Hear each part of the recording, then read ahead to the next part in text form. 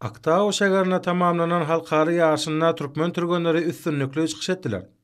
Ýurdumyň ýaşlar ýygyny toparan türgeni Aşgabat şegeriniň 82-nji orta mekdebiniň okuwçysy Mekan Sabirow 54 kilogram agram derejesinde çykyş edip birinji orna we altyn medala nasip boldy. Paýtagtymyň 78-nji orta mekdebiniň okuwçysy Ismail Gurbanberdiýew 60 kilogram agram derejesinde çykyş edip ikinji orny we birinji medal eýlemek başardy.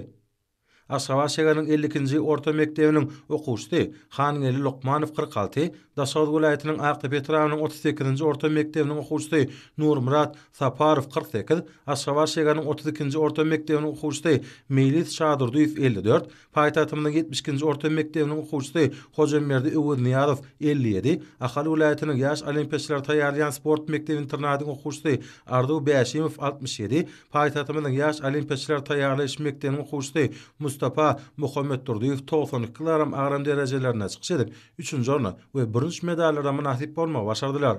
Halkary ýaşynda türgenlerimizden gazanan medallary 8 deň boldy. Olaryň biri altyn, biri kümüş, altysı bolsa 1-nji medallardyr. İyileşlemeden gazanan üstünlükleri ýurdumyzda türkmen halkynyň milli lideri, Türkmenistanyň halk maslahatynyň başlygy Gahrman Arkadamyň başyna başlan hemde hormat prezidentimiz Arkadaly Gahrman Serdarymyň başçylygynda sport ulgamynyň belen sepkitleri göterilýäniniň aýdyn suwtnamasydyr.